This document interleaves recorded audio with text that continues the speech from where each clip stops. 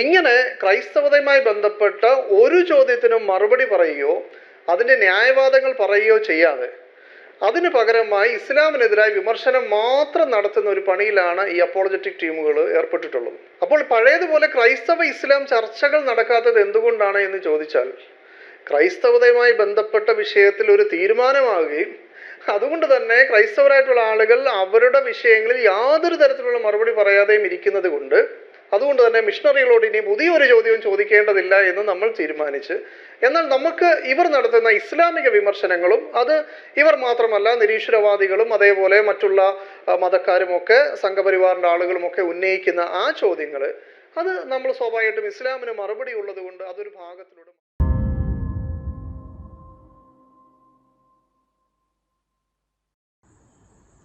എല്ലാവർക്കും cross media അപ്പോളജറ്റിക്സിലേക്ക് സ്വാഗതം. നമ്മുടെ ഈസാ മുഹമ്മദ് പുതിയ 2 വീഡിയോകളുമായിട്ട് രംഗത്തിറങ്ങിയിട്ടുണ്ട്. കുറച്ചു കാലമായി യാതൊരു വിവരവും അദ്ദേഹത്തെക്കുറിച്ച് ഇല്ലായിരുന്നു. ഞങ്ങൾ നടത്തിയൊരു സംവാദത്തിന് ശേഷം അനിൽ കൊടുത്തോട്ടും പാസ്റ്ററും ഞാനും അദ്ദേഹവും ഹാരിസ് മദനി ഉൾപ്പെടുന്ന പാനലുമായി നടത്തിയ സംവാദത്തിന് ശേഷം വലിയ കേൾവിയൊന്നും പിന്നെ ഉണ്ടായിരുന്നില്ല. എന്നാൽ വീണ്ടും രംഗത്തിറങ്ങിയിട്ടുണ്ട്. പഴയ ചില കാര്യങ്ങൾ പുതിയ കുപ്പിയിലാക്കി വീണ്ടും പറഞ്ഞുകൊണ്ട് അങ്ങനെ ചോദിച്ച ചോദ്യങ്ങൾക്ക് ഉത്തരം കിട്ടിയിട്ടില്ല എന്ന് പറഞ്ഞുകൊണ്ട് അദ്ദേഹം രംഗത്തിറങ്ങിയിട്ടുണ്ട്. ഈസാ മുഹമ്മദ് ഇങ്ങനെ പറയുമ്പോൾ എനിക്ക് ഓർമ്മ വരുന്നത് ഒരു 10-12 വർഷം മുമ്പ് ഈസയെ കാണുമ്പോൾ എന്തു പറഞ്ഞോ അത് തന്നെയാണ് ഇപ്പോഴും ഈസ പറഞ്ഞുകൊണ്ടിരിക്കുന്നത്. അതിനപ്പുറത്തേക്ക് തൻ്റെ വിമർശനങ്ങൾക്ക് യാതൊരു മൂർച്ചയും വന്നിട്ടില്ല, അപ്ഡേഷനും ഉണ്ടായിട്ടില്ല. ഞാൻ സാധാരണ ഇപ്പോൾ ഈസാ മുഹമ്മദിൻ്റെ വീഡിയോസ് അങ്ങനെ കാണാറില്ല. തുടക്ക സമയങ്ങളിൽ ചിലപ്പോൾ കാണുമായിരുന്നു. പതിഞ്ഞ താളത്തിലുള്ള വിരസമായ ശൈലിയിലുള്ള സംസാരം കേട്ടിരിക്കാൻ തന്നെ ബോറാണ്. അതിലൊരു താളവും കേട്ടിരിക്കാനൊരു രസമൊക്കെ ഉണ്ട്. നമ്മുടെ മുജാഹിദ് ബാലുശ്ശേരിയുടെയും അക്ബറിൻ്റെയൊക്കെ സംഭാഷണങ്ങൾ. ഞാൻ ഇദ്ദേഹത്തെ കൊച്ചാക്കി പറയുന്നതല്ല, അദ്ദേഹത്തിൻ്റെ അവതരണ രീതിയെക്കുറിച്ച് പറയുന്നതാണ്. എന്നാൽ ഇദ്ദേഹം ഇസ്ലാമിലേക്ക് കൺവേർട്ട് ആയതിനു ശേഷം പലവട്ടം ഇദ്ദേഹവുമായി ഞാൻ ഒറ്റയ്ക്കും അദ്ദേഹത്തിൻ്റെ ശിഷ്യന്മാരുമായിട്ടും അദ്ദേഹവുമായിട്ടും പലവട്ടം 10 വർഷമൊക്കെ മുമ്പ് അവിടെ തൊട്ട് ഇങ്ങോട്ട് നമ്മുടെ അനിൽ കൊടിത്തോട്ടം പാസ്റ്ററുമായിട്ട് ചേർന്ന് ഒക്കെ സംസാരിച്ചിട്ടുണ്ട്. പബ്ലിക്കായിട്ടൊരു ഡിബേറ്റിലേക്ക് പലവട്ടം അദ്ദേഹത്തിനെ ക്ഷണിച്ചപ്പോൾ അദ്ദേഹം പറഞ്ഞൊരു കാര്യം, സംവാദങ്ങൾക്ക് അങ്ങനെ എനിക്ക് താല്പര്യമില്ല, എനിക്കൊരു യൂട്യൂബ് ചാനലുണ്ട്, അതുവഴി ഞാൻ പറയാനുള്ള കാര്യങ്ങൾ പറഞ്ഞോളാം. പിന്നെ നിർബന്ധമാണെങ്കിൽ നമുക്ക് ചോദ്യങ്ങൾ ആദ്യം കൈമാറണം എന്ന് പറഞ്ഞാൽ ക്രൈസ്തവ പക്ഷത്തിന് ഈസയോടും ശിഷ്യന്മാരോടും ചോദിക്കാനുള്ള ചോദ്യങ്ങൾ അത് ആദ്യം കൈമാറണം, എന്നിട്ട് അത് പഠിച്ചിട്ട് വേണം സംവാദം നടത്താൻ. അത് വല്ലാത്തൊരു കോമഡി ആയിപ്പോയി. നമ്മൾ സംവാദത്തിന് മുമ്പ് അങ്ങനെ ചോദ്യങ്ങൾ കൈമാറിയിട്ട് അത് പഠിച്ചിട്ട് സംവദിക്കണമെന്ന് പറഞ്ഞാൽ ലോകത്ത് കേട്ടുകേൾവിയില്ലാത്ത കാര്യമാണ്. രണ്ടാമത് അദ്ദേഹം പറഞ്ഞത് വാട്സപ്പിലാകാം. ഈസയുടെ ശിഷ്യന്മാർ സ്ഥിരമായിട്ട് പറയുന്നതാണ്, വാട്സപ്പിൽ ചർച്ചയാക്കാം. വാട്സപ്പിൻ്റെ കാലമൊക്കെ കഴിഞ്ഞില്ലേ? ആ കാലമൊക്കെ ഒരുപാട് കഴിഞ്ഞ് മുന്നോട്ട് പോയി. ഇപ്പോഴും വാട്സപ്പ് എന്ന് പറഞ്ഞുകൊണ്ടിരുന്നാൽ ഇതെങ്ങും എത്തത്തില്ല. അപ്പോൾ ഈസാ മുഹമ്മദ് പറയുന്ന മറ്റ് കാര്യങ്ങൾ എന്താണെന്ന് പറഞ്ഞാൽ, ഇദ്ദേഹം ചോദിക്കുന്ന കാര്യങ്ങൾക്കൊന്നും നമ്മൾ ഉത്തരം പറയുന്നില്ല എന്നുള്ളതാണ്. ഇദ്ദേഹത്തോട് 1000 ചോദ്യങ്ങൾ നമ്മൾ ചോദിച്ചിട്ടുണ്ട്, അതിനൊന്നും ഉത്തരം പറഞ്ഞിട്ടില്ല. ഹാരിസ് മദനിയും മുഹമ്മദ് ഈസയും വന്ന സംവാദത്തിന് ഒരുപാട് കാര്യങ്ങൾ നമ്മൾ പറഞ്ഞു. പാവം ഹാരിസ് മദനി ഉത്തരം തരാൻ പെടാപ്പാട് പെട്ട കാര്യം നമ്മളെല്ലാം കണ്ടതാണ്. ഇദ്ദേഹം ഹാരിസ് മദനിയുടെ തലയിലേക്ക് എല്ലാം ഇട്ടുകൊടുത്ത് അവിടെ ഇരുന്ന ആ കാഴ്ച വളരെ സഹതാപം തോന്നി ഈസയോടും. എനിക്ക് അതിലേറെ സഹതാപം തോന്നിയത് മദനിയോടാണ്. ഈസ മദനിയുടെ തലയിൽ ഇട്ട് കൊടുത്ത് അങ്ങ് മിണ്ടാതിരിക്കുന്ന, ഈ ക്രൈസ്തവ വിശ്വാസത്തെ വിമർശിക്കുന്ന തൻ്റെ പതിവ് വാദങ്ങളൊന്നും പറയാതെ വളരെ ശാന്തമായി തൻ്റെ വാദങ്ങൾ അവതരിപ്പിച്ചു പോകുന്ന ഈസയാണ് ആ സംവാദത്തിന് കണ്ടത്. പോട്ടെ, ഈസ പറയുന്നത് ക്രൈസ്തവർക്കൊന്നിനും മറുപടിയില്ല, തൻ്റെ 3 ചോദ്യങ്ങൾക്ക് ഉത്തരമില്ല എന്നുള്ളതാണ്. അങ്ങനെ പറഞ്ഞ അദ്ദേഹം പറയുന്നത് ക്രൈസ്തവർ ബഹുദൈവ വിശ്വാസികളാണ്, 3 ദൈവങ്ങൾ ക്രൈസ്തവർക്കുണ്ട് എന്നുള്ളതാണ്. അങ്ങനെ ഒരു വിശ്വാസം ക്രൈസ്തവർക്കുണ്ടോ? ഇല്ല. ഏക സത്യ ദൈവത്തിലാണ് ക്രൈസ്തവർ വിശ്വസിക്കുന്നത്. ഒരേ സാരാംശമുള്ള 3 വ്യക്തികൾ, ഏക സത്യദൈവം. ഇതാണ് ക്രൈസ്തവ വിശ്വാസം. ഹോമോ ഊസിയോസ് എന്ന് പറയും. ഒരു സാരാംശം എന്ന് പറഞ്ഞാൽ എന്താണ്? ദൈവത്തെ ദൈവമാക്കുന്ന ആ ദൈവിക ഗുണങ്ങൾ. മറ്റ് ചില ഡെഫിനിഷൻസും ഉണ്ട്, ഞാൻ അതിലേക്ക് പോകുന്നില്ല. അതിനെയാണ് ഈ സാരാംശം എന്ന് പറയുന്നത്. സത്ത, സബ്സ്റ്റൻസ്, എസൻസ് എന്നൊക്കെ പറയുന്ന അതാണ്. ഇത് പിതാവും പുത്രനും പരിശുദ്ധാത്മാവിനും ഒരുപോലെയാണ്. ആ ദൈവിക ഗുണങ്ങൾ നമ്മൾ എടുത്താൽ സർവശക്തൻ, സർവവ്യാപി, സർവജ്ഞാനി, ഇതെല്ലാം ഒന്ന് തന്നെയാണ്, വ്യത്യാസമില്ല. ഈസ പറഞ്ഞതുപോലെ 3 ദൈവങ്ങൾ ഉണ്ടാകണമെങ്കിൽ ഇതിൽ ഏറ്റക്കുറച്ചിലുകൾ ഉണ്ടാകണം. പിതാവ് എന്താണോ അത് തന്നെയാണ് പുത്രൻ ദൈവത്വത്തിൽ, അത് തന്നെയാണ് പരിശുദ്ധാത്മാവ്. ഫംഗ്ഷനിൽ വ്യത്യാസമുണ്ട്. അപ്പൊ 3 സർവശക്തനുണ്ടോ എന്നുള്ളതാണ് ഈസയുടെ ചോദ്യം. വ്യക്തി എന്ന നിലയിൽ 3 സർവശക്തനെ നമുക്ക് കാണാം. പക്ഷെ ദൈവം എന്ന കൺസെപ്റ്റിലേക്ക് നമ്മൾ വരുമ്പോൾ ഒരു സർവശക്തനേ ഉള്ളൂ, ഒരു സർവശക്തിയേ ഉള്ളൂ. അത് മനസ്സിലാക്കിയിരിക്കേണ്ടത് വളരെ പ്രധാനപ്പെട്ട കാര്യമാണ്. ഇനി ഈസയുടെ അനാവശ്യമായ ലോജിക്കാണ് കൊണ്ടുവരുന്നത്. ശരിക്കും പറഞ്ഞാൽ അത് ക്രൈസ്തവ വിശ്വാസമാണെങ്കിലും ഇസ്ലാമിക വിശ്വാസമാണെങ്കിലും ഒരു പരിധിക്കപ്പുറത്തേക്കുള്ള ലോജിക്ക് എല്ലാ കാര്യത്തിലേക്കും കൊണ്ടുവരാൻ പറ്റത്തില്ല. ദൈവത്തെ സംബന്ധിച്ചുള്ള കാര്യങ്ങൾ നമ്മൾ മനസ്സിലാക്കുന്നത് എങ്ങനെയാണ്? ദൈവം എത്രമാത്രം തന്നെക്കുറിച്ച് വെളിപ്പെടുത്തിയിട്ടുണ്ടോ അതാണ് നമ്മൾ ദൈവത്തെക്കുറിച്ച് മനസ്സിലാക്കുന്നത്. തന്നെക്കുറിച്ച് എത്ര അളവിൽ ദൈവം വെളിപ്പെടുത്തിയോ. അപ്പോൾ ചിലർ ചോദിക്കും 3-ൽ കൂടാൻ പാടില്ലേ? കൂടാമായിരുന്നു. പക്ഷെ 3 ഉള്ളൂ, 3 വ്യക്തികളെ ഉള്ളൂ എന്നുള്ളത് ദൈവം കൃത്യമായിട്ട് തന്നെക്കുറിച്ച് വെളിപ്പെടുത്തിയിരിക്കുന്നത്. അതുകൊണ്ടാണ് ഞങ്ങൾ അതിൽ വിശ്വസിക്കുന്നത്. അവിടെ മനുഷ്യന്റെ ലോജിക്ക് കൊണ്ടുവയ്ക്കുമ്പോൾ പരിമിതികളുണ്ടാകും. അത് മനുഷ്യന്റെ ലോജിക്കിന്റെ പരിമിതിയാണ്. ദൈവത്തെക്കുറിച്ച് ദൈവം തന്നെ വെളിപ്പെടുത്തിയിരിക്കുന്ന ആ കാര്യങ്ങൾ മനസ്സിലാക്കുന്നതിന്റെ ഒരു പരിമിതി മനുഷ്യർക്കുണ്ട്. അതാണ് അവിടെ നടക്കുന്നത്. എന്നാൽ ദൈവത്തെക്കുറിച്ചുള്ള വെളിപ്പാടിൽ അവിടെ ആശ്രയിക്കുകയാണ് അവിടെ മനുഷ്യന് ഉചിതം. അത് ഇസ്ലാമിനും ബാധകമല്ലേ? ഈ പറയുന്ന ഈസ ഈ ലോജിക്ക് ഇസ്ലാമിന്റെ വിശ്വാസത്തിൽ കൊണ്ടുവയ്ക്കത്തില്ല. ഈ ഹൂറികളിലുള്ള വിശ്വാസം, ജിന്നുകളിലുള്ള വിശ്വാസം, നല്ല ജിന്നുകളുണ്ട്, മോശം ജിന്നുകളുണ്ട്. സ്വർഗത്തിൽ മദ്യപ്പുഴകളുണ്ട്, അതുപോലെ തന്നെ പാലരുവികളുണ്ട്, തേനരുവികളുണ്ട്, ചന്തകളുണ്ട്, സ്വർഗത്തിൽ ബ്യൂട്ടി പാർലറുണ്ട്. ഇതൊക്കെ എങ്ങനെയാണ് ഈസ വിശ്വസിക്കുന്നത്? അതിലൊക്കെ എന്ത് ലോജിക്കാണ് ഈസ കാണുന്നത്? ഈ ലോജിക്ക് അവിടെ കൊണ്ടുപോയി വെക്കാനായിട്ട് പറ്റുമോ? ഇസ്ലാമിന്റെ സ്വർഗത്തെക്കുറിച്ചുള്ള വിശ്വാസം സംബന്ധിച്ച് ഈ ലോജിക്ക് അവിടെ വെക്കാനായിട്ട് പറ്റുമോ? ഇല്ല. ഇനി അള്ളാഹുവും മുഹമ്മദും ഈ തൗഹീദ് എന്നവർ പറയുന്ന കാര്യം ഞങ്ങൾ പൊളിച്ചതാണ്. ഒരുപാട് കാര്യങ്ങൾ തൗഹീദിനെ കുറിച്ച് പറയാനുണ്ട്. തൗഹീദ് ഒരു ഡെവലപ്ഡ് തിയോളജിയാണ്. പക്ഷേ അതിലേക്ക് ഞാൻ പോകുന്നതിന് മുമ്പ് ഈ തൗഹീദിനെ കുറിച്ച് നമ്മൾ പറയുമ്പോൾ ഏക സത്യ ദൈവം അള്ളാഹു ആണെന്നാണ് ഇവർ വിശ്വസിക്കുന്നത്. അത് പേര് അള്ളാഹുവിന്റെ ഇത് ദൈവത്തിന്റെ പേരാണെന്നൊക്കെ ചോദിക്കുമ്പോൾ അതിനൊന്നും ഉത്തരവില്ല. അത് പോട്ടെന്ന് വയ്ക്കാം. ഈ തൗഹീദിലേക്ക് വരുമ്പോൾ ഇവരുടെ വിശ്വാസ പ്രമാണമാണ്. ക്രൈസ്തവ വിശ്വാസ പ്രമാണത്തിലേക്ക് വരുമ്പോൾ അത് ദൈവത്തെക്കുറിച്ച് മാത്രമുള്ളതാണ്. ദൈവത്തെക്കുറിച്ചുള്ള വിശ്വാസമാണ്. അതിനോട് ബന്ധപ്പെട്ട കാര്യങ്ങളാണ്. ഇസ്ലാമിന്റെ വിശ്വാസത്തിലേക്ക് വരുമ്പോൾ അവരുടെ ഏറ്റവും പ്രാഥമികമായ വിശ്വാസത്തെക്കുറിച്ച് അവർ പറയുന്നത് അള്ളാഹുവിനോട് മുഹമ്മദിനെ കൂടി ചേർത്ത് വെച്ചുകൊണ്ടാണ്. അള്ളാഹുവിന്റെ കാര്യം പറയുമ്പോൾ ഈ മുഹമ്മദിനെ എന്തിനാണ് ചേർത്ത് വയ്ക്കുന്നത്? അള്ളാഹുവും മുഹമ്മദും കൂടി ഒരു കാര്യം തീരുമാനിച്ചാൽ അതിനപ്പുറത്തേക്ക് മറ്റൊന്നില്ല. അവർ രണ്ടുപേരും കൂടി ഒരു കാര്യം തീരുമാനിച്ചാൽ എന്ന് കൃത്യമായിട്ട് ഖുർആൻ പറയുന്നുണ്ട്. അപ്പൊ ഈ മുഹമ്മദിന് അള്ളാഹുവിന്റെ അതേ പ്രാധാന്യമായി മാറിയില്ലേ? പ്രവാചകന്മാർക്കിടയിൽ ഞങ്ങൾ യാതൊരു വിവേചനവും കാണിക്കുന്നില്ല പറഞ്ഞിട്ട് മുഹമ്മദിനെ അള്ളാഹുവിനോടൊപ്പം കൂട്ടിക്കെട്ടിയിരിക്കുന്നത് ആരാണ്? നിങ്ങളാണ്. നിങ്ങൾ പറയുന്ന ആ തൗഹീദിൽ നിങ്ങൾ തന്നെ വെള്ളം ചേർത്തിരിക്കുകയാണ് എന്ന് പറഞ്ഞാൽ മുഹമ്മദിന് അള്ളാഹുവിന്റെ ഒപ്പം പ്രാധാന്യം കൊടുത്തിരിക്കുന്നു. അള്ളാഹുവിന്റെ പങ്കുകാരനാക്കി മുഹമ്മദിനെ മാറ്റിയിരിക്കുന്നു. അപ്പൊ തൗഹീദ് അവിടെ പൊളിഞ്ഞില്ലേ? സത്യത്തിൽ നിങ്ങളുടെ വിശ്വാസ പ്രമാണത്തിൽ തന്നെ തൗഹീദ് പൊളിഞ്ഞു. ഞാൻ പറഞ്ഞല്ലോ, തൗഹീദ് ഒരു ഡെവലപ്ഡ് തിയോളജിയാണ്. ഈ വീഡിയോയിലല്ല, ഈസയ്ക്കുള്ള ഈ മറുപടി ഒരു സാമ്പിളാണ്. കനം കൂടിയ കുറച്ച് ഐറ്റംസ് ഈസയ്ക്കായിട്ട് ഒരുക്കി വെച്ചിട്ടുണ്ട്. ഈസയുടെ പ്രതികരണം അനുസരിച്ച് അതിലേക്കൊക്കെ പോകാനായിട്ടാണ് കാത്തിരിക്കുന്നത്. നമുക്ക് നോക്കാം, ഈസ വരുമോ? ഈസ ഇത്തരം ചർച്ചകളിൽ കൂടുതൽ സജീവമാകുമോ? കൂടുതൽ വീഡിയോസ് ഇടുമോ?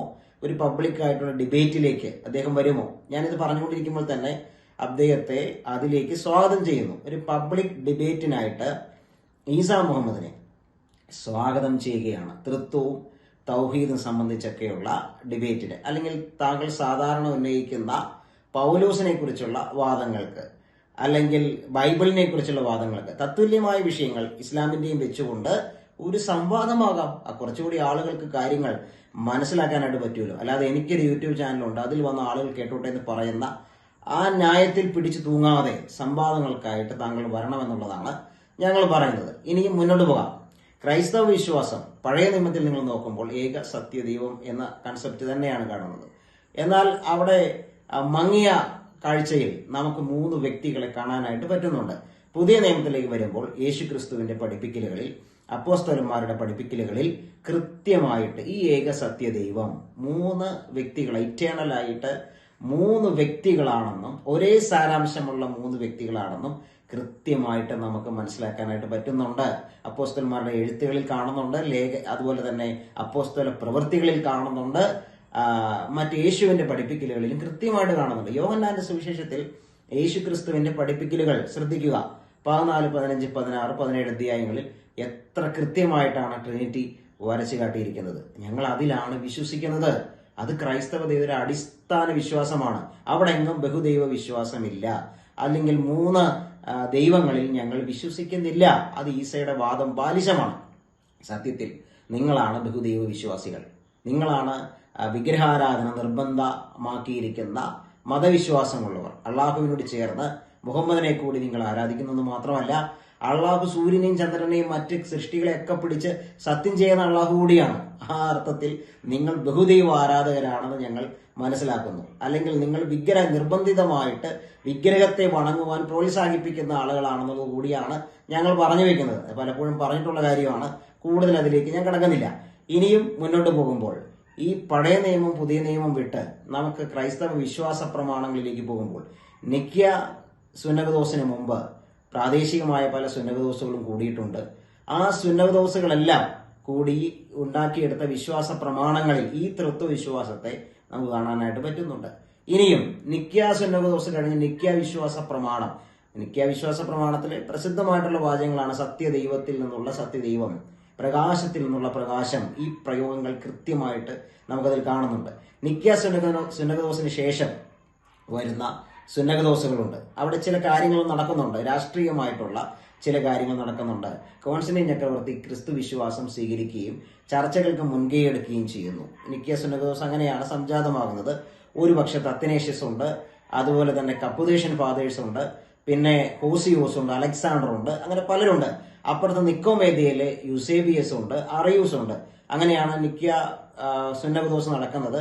യേശു ക്രിസ്തു സൃഷ്ടിയാണെന്നും ആദ്യ സൃഷ്ടിയാണെന്നും യേശു ഇല്ലാതിരുന്ന സമയമുണ്ടെന്നുള്ള അറിയൂസിന്റെ വാദങ്ങളെ ഖണ്ഡിച്ചുകൊണ്ട് അത്തനേഷ്യസും കൂട്ടരും അതിന് മറുപടി കൊടുക്കുകയും അറിയൂസിന്റെ വാദങ്ങൾ തിരസ്കരിക്കപ്പെടുകയുമാണ് ചെയ്യുന്നത്.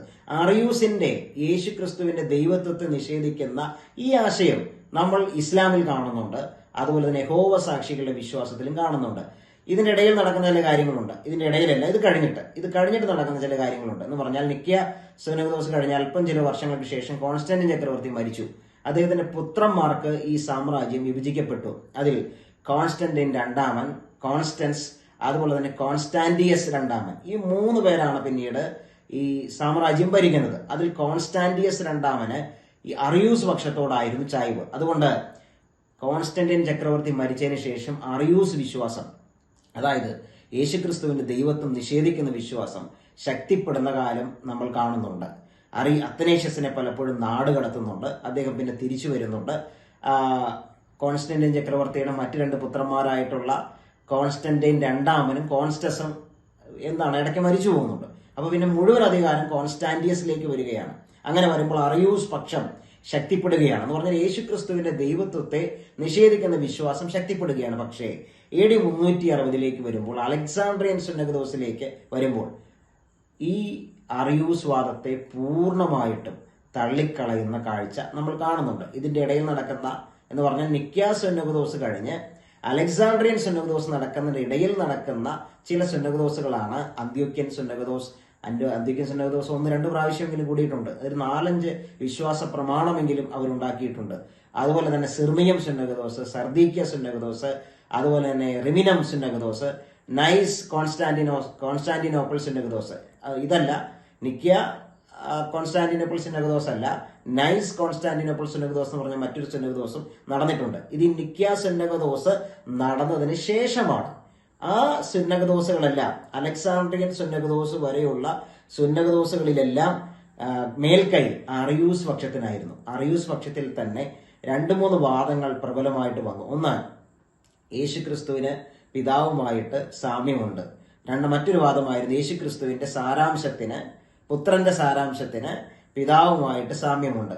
മറ്റൊരു വാദമായിരുന്നു അങ്ങനെ ഒരു സാമ്യമില്ല, പിതാവിന്റെ സൃഷ്ടി തന്നെയാണ്. അതിന് യഥാക്രമം ഇങ്ങനെയാണ് പറയുന്നത്. നമ്മൾ വിശ്വസിക്കുന്നത് പിതാവിന്റെ അതേ സാരാംശമാണ്, ഹോമോ ഊസിയോസ്. മറ്റൊരു വാദം ഹോമോ ഐ ഊസിയോസ് എന്നുള്ളതാണ്. ഹോമോ ഐ ഊസിയോസ് എന്ന് പറഞ്ഞാൽ പുത്രന്റെ സാരാംശം പിതാവിന്റെ സാരാംശത്തോട് സാമ്യമുണ്ട്. അതാണ് ഹോമോ ഐ ഊസിയോസ് എന്ന് പറഞ്ഞാൽ. അവരെ മധ്യ അറിയൂസുകാരെന്നാണ് പറയുന്നത്. മറ്റൊന്നാണ് ഹോമോയിയൻസ്. അവരാണ് പിതാവിന് പുത്രനുമായിട്ട് അല്ലെങ്കിൽ പുത്രന് പിതാവുമായിട്ട് സാമ്യമുണ്ട്, സാരാംശത്തിൽ സാമ്യമില്ല, അല്ലാതെയുള്ള സാമ്യമുണ്ടെന്നാണ് അവർ വിശ്വസിച്ചത്. മറ്റൊരു കൂട്ടായിരുന്നു അനോമോയിയൻസ്. അവർ വിശ്വസിച്ചത് അറിയൂസിന്റെ വാദം കുറച്ചുകൂടി തീവ്രമായിട്ട് എടുത്തിട്ട് ഈ പിതാവ് പുത്രൻ എന്നുള്ള കൺസെപ്റ്റിൽ പിതാവിന്റെ സൃഷ്ടിയാണ് പുത്രൻ എന്നുള്ള വാദമാണ് അവർ മുന്നോട്ട് വെച്ചത്. എന്നാൽ ഞാൻ ആദ്യം പറഞ്ഞതുപോലെ AD 360 വരുമ്പോൾ ഈ ക്രൈസ്തവ വിശ്വാസം, സത്യമായ വിശ്വാസം വീണ്ടും തിരിച്ചു വരികയാണ്. തിരുവെഴുത്തുകൾ പറയുന്ന വിശ്വാസത്തോട് ഏറെക്കുറെ അടുത്ത് നിൽക്കുന്ന വിശ്വാസ പ്രമാണം നിക്യ വിശ്വാസ പ്രമാണമാണ്. വിയോജിപ്പുകളുണ്ട്, പൂർണ്ണമാണെന്ന് ഞങ്ങൾ ആരും കരുതുന്നില്ല. എന്നാൽ ഏറെക്കുറെ അടുത്ത് നിൽക്കുന്നത് നിക്യ വിശ്വാസ പ്രമാണമാണ്. കോൺസ്റ്റാന്റിനോപ്പിൾ സുന്നകദോസിലേക്ക് AD 381 വരുമ്പോൾ അത് പൂർണ്ണമാകുകയാണ്. അതിനെയാണ് നൈസിയൻ കോൺസ്റ്റാന്റിനോപ്പിൾ സുന്നകദോസ് എന്ന് പറയുന്നത്. പരിശുദ്ധാത്മാവിനെ കുറിച്ച് ഒരു വാചകം മാത്രമേ നിക്യ സുന്നകദോസിൽ ഉണ്ടായിരുന്നുള്ളൂ. നിക്യ സുന്നകദോസിൽ പരിശുദ്ധാത്മാവിനെ കുറിച്ച് ഒരു വാചകം മാത്രമേ ഉണ്ടായിരുന്നുള്ളൂ, പരിശുദ്ധാത്മാവിൽ ഞങ്ങൾ വിശ്വസിക്കുന്നു. എന്നാൽ കോൺസ്റ്റാന്റിനോപ്പിൾ സുന്നകദോസിലേക്ക്, അലക്സാണ്ട്രിയൻ സുന്നകദോസ് കഴിഞ്ഞ് പിന്നെയും അതിൻ്റെ ഒരു വിശദമായിട്ടുള്ള ചർച്ചയ്ക്ക് വേണ്ടി കൂടിയതാണ് കോൺസ്റ്റാന്റിനോപ്പിൾ സുന്നകദോസ്. അതിലുണ്ടായ വിശ്വാസ പ്രമാണത്തെയാണ് നൈസിയൻ കോൺസ്റ്റാന്റിനോപ്പിൾ വിശ്വാസ പ്രമാണം എന്നറിയപ്പെടുന്നത്. അവിടെ പരിശുദ്ധാത്മാവിനെ കുറിച്ച് പറഞ്ഞിരിക്കുന്നത് കർത്താവും ജീവദാതാവുമായ പരിശുദ്ധാത്മാവ് എന്നുള്ളതാണ്. അപ്പൊ ഞാൻ പറഞ്ഞു വന്നൊരു കാര്യം എന്താണെന്ന് പറഞ്ഞാൽ, ക്രൈസ്തവ വിശ്വാസ പ്രമാണങ്ങൾ, സുന്നകദോസുകളൊക്കെ നമ്മൾ പഠിക്കുമ്പോൾ ഇത്തരം ചർച്ചകൾ നടന്നിട്ടുണ്ട്. തെറ്റായിട്ടുള്ള ഇടത്തോട്ട് വാദങ്ങൾ ഉയർന്നു വന്നിട്ടുണ്ട്. എന്നാൽ അതിനെയെല്ലാം ചർച്ച ചെയ്ത് അതിനെയെല്ലാം തള്ളിക്കളഞ്ഞ് സത്യവിശ്വാസം പ്രബലപ്പെട്ടിട്ടുണ്ട്. പിന്നെയും ചർച്ചകൾ നടന്നിട്ടുണ്ട്. അവസാനം സത്യവിശ്വാസമാണ് ജയിച്ചിട്ടുള്ളത് എന്ന് പറഞ്ഞാൽ ഏക ദൈവത്തിലുള്ള വിശ്വാസം ആണ് ജയിച്ചിട്ടുള്ളത്. ഏറ്റവും അടിസ്ഥാനപരമായിട്ടുള്ള ആ വിശ്വാസം തന്നെയാണ് മുന്നോട്ട് പോയിട്ടുള്ളത്. ബാക്കിയെല്ലാം തള്ളപ്പെട്ടു പോയി. അറിയൂസ് വിശ്വാസമൊക്കെ കാലാന്തരത്തിൽ അവർ തന്നെ തമ്മിൽ തല്ലി പിരിഞ്ഞു പോയി എന്നുള്ള സംഭവമാണ് നമ്മൾ കാണുന്നത്. പിന്നെ മുന്നോട്ട് പോകുമ്പോൾ ക്രൈസ്തവ വിശ്വാസ ചിന്താധാരയിൽ മൈനറായിട്ടുള്ള അഭിപ്രായ വ്യത്യാസങ്ങളുണ്ട്. കാതലായിട്ടുള്ള കാര്യങ്ങളിൽ ഒരുമിച്ച് നിൽക്കുന്നുമുണ്ട്. കാതലായിട്ടുള്ള കാര്യങ്ങളിലുള്ള ചില അഭിപ്രായ വ്യത്യാസങ്ങൾ ആ പൊതുവായിട്ടുള്ള വിശ്വാസത്തെ ബാധിക്കുന്നുമില്ല. അത് സഭകൾ തമ്മിലുള്ള ഐക്യത്തെയൊന്നും അത് ബാധിക്കുന്നില്ല. മൈനറായിട്ടുള്ള കാര്യങ്ങളിൽ അഭിപ്രായ വ്യത്യാസങ്ങൾ നിലവിലുണ്ട് താനും. എന്നാൽ ഞാനിവിടെ പറഞ്ഞു വയ്ക്കുന്ന ഒരു കാര്യം, ഇങ്ങനെ നമ്മൾ പരിശോധിക്കുമ്പോൾ ഈ തൃത്വവിശ്വാസത്തിൽ ഈസ പറഞ്ഞതുപോലെ ഒരു ബഹുദൈവ വിശ്വാസം അല്ലെങ്കിൽ 3 ദൈവങ്ങളുണ്ടെന്നുള്ള വിശ്വാസം ഒരു സമയത്തും നമ്മൾ കാണുന്നില്ല. ഒന്നെങ്കിൽ ബൈബിൾ തിരുവെഴുത്തുകൾ പറയുന്നത് പോലെയുള്ള അതിനോട് അടുത്ത് നിൽക്കുന്ന ആ വിശ്വാസം, അല്ലെങ്കിൽ അതിനെതിരായിട്ടുള്ള വിശ്വാസം. ശരി അല്ലെങ്കിൽ തെറ്റ്, ഈ നിലയിലാണ്. അവിടെ ഏകദൈവം പിതാവാണ് എന്നൊരാശയത്തിലേക്കാണ് അവർ കൊണ്ടുവരുന്നത്. എന്ന് പറഞ്ഞാൽ തിരുവെഴുത്തുകൾ പറയുന്ന വിശ്വാസമുണ്ട്. നിക്യ കുസ്തന്തിനോസ് അല്ലെങ്കിൽ നൈസിയൻ കോൺസ്റ്റാന്റിനോപ്പിൾ സുന്നകദോസിൽ മുന്നോട്ട് വയ്ക്കുന്ന അതിനോട് ചേർന്ന് നിൽക്കുന്ന ആ വിശ്വാസത്തോട് എതിരായിട്ട് നിൽക്കുന്ന മറ്റ് സുന്നകദോസുകളിൽ പറഞ്ഞിട്ടുള്ള ആ ആശയങ്ങൾ തള്ളിക്കളയുകയാണ് ചെയ്തിട്ടുള്ളത്. അത് ബഹുദൈവ വിശ്വാസം എന്ന നിലയിലല്ല അവരും പറഞ്ഞിട്ടുള്ളത്. അവരെന്താണ് പറഞ്ഞേക്കുന്നത്? അവർ പിതാവ് ഏക ദൈവമാണ്, പുത്രന് ദൈവത്വത്തിൽ കുറവാണ്, പരിശുദ്ധാത്മാവ് ദൈവത്വത്തിൽ കുറവാണ്. തത്വത്തിലേക്ക് വരുമ്പോൾ പുത്രനെയും പരിശുദ്ധാത്മാവിനെയും കുട്ടി ദൈവമാക്കുന്ന ഒരു കൺസെപ്റ്റിലേക്കാണ് അത് പോകുന്നത്. അവിടെയും ഈസ പറയുന്ന ഒരു കൺസെപ്റ്റ് എവിടെയും ക്രൈസ്തവർ വിശ്വസിച്ചിട്ടില്ല. എന്നുള്ളത് മനസ്സിലാക്കണം. തിരുവെഴുത്ത് അങ്ങനെ പറയുന്നില്ല. അതുപോലെ തന്നെ വിശ്വാസ പ്രമാണങ്ങൾ എന്ന് പറയുമ്പോൾ ക്രൈസ്തവർ അംഗീകരിക്കുന്ന, തള്ളിക്കളയപ്പെട്ട വിശ്വാസ പ്രമാണങ്ങളല്ല, അംഗീകരിക്കുന്ന വിശ്വാസ പ്രമാണങ്ങളിലൊന്നും ഈ ബഹുദൈവ വിശ്വാസമില്ല, 3 ദൈവങ്ങളിലുള്ള വിശ്വാസമില്ല, ഏക സത്യ ദൈവത്തിലുള്ള വിശ്വാസമാണ് ക്രൈസ്തവർക്കുള്ളത്. ഇത് കൃത്യമായിട്ടുള്ളൊരു തിയോളജിയാണ്. അതിൽ ചർച്ച നടന്നിട്ടുണ്ട്. ചർച്ച നടന്നിട്ട് തള്ളിക്കളയേണ്ടത് തള്ളിക്കളഞ്ഞിട്ടുണ്ട്. ഇനിയും നമ്മൾ മുന്നോട്ട് പോകുമ്പോൾ പൗലോസിനെ കുറിച്ചുള്ള ഈസയുടെ രണ്ടാമത്തെ വാദം പൗലോസിനെ കുറിച്ചുള്ള വാദമാണ്. പൗലോസ് കള്ളനാണ്. പൗലോസാണ് ഈ കാണുന്ന വിശ്വാസം കെട്ടിച്ചമച്ചെടുത്തത്. പൗലോസ് ഇതിലേക്ക് കയറി വന്നു. അപ്പോൾ നമുക്ക് ഒരുപാട് ചോദ്യങ്ങൾ അവിടെയുണ്ട്. ഈസ പറയുന്നത് പൗലോസ് ക്രിസ്തീയ വിശ്വാസത്തിലേക്ക് വന്നിട്ട് ന്യായപ്രമാണം ആചരിച്ചു കൊണ്ടിരുന്ന അപ്പോസ്തലന്മാരെ എല്ലാം എന്ത് ചെയ്തു? തള്ളിക്കളഞ്ഞു, അവരുടെ വിശ്വാസത്തെ ഇല്ലാതാക്കി എന്നാണ് പറയുന്നത്. ഈസയുടെ വാദം നമ്മൾ എടുത്തു കഴിഞ്ഞാൽ ഈസ പറയുന്നത് പോലെ അവർ ന്യായപ്രമാണം അനുഷ്ഠിച്ച്, യാഗങ്ങൾ അനുഷ്ഠിച്ച്, യേശു ക്രൂശിൽ മരിച്ചിട്ടില്ല, ഉയർത്തെഴുന്നേറ്റിട്ടില്ല എന്നൊരു വിശ്വാസമാണ് അവർക്കുള്ളതെങ്കിൽ അവിടെ വരുന്നൊരു ചോദ്യം, ഈസയുടെ കാര്യം നമുക്ക് വാദത്തിനെടുത്തു കഴിഞ്ഞാലും ഈസയോടുള്ള ചോദ്യം, അങ്ങനെയാണെങ്കിൽ തന്നെയും അള്ളാഹുവിനും മുഹമ്മദിനും അതിനോട് എന്ത് കാര്യമാണ് ഉള്ളത്? ഞങ്ങളെ സംബന്ധിച്ച് അള്ളാഹു ഒരു അറബി ദേവനാണ്. ആ അറബി ദേവന്റെ പ്രവാചകനാണ് ആര്? മുഹമ്മദ്. ഇവർക്ക് രണ്ടുപേർക്ക് ഇതിനോട് എന്ത് യോഗ്യതയാണുള്ളത്? ന്യായപ്രമാണത്തോട്.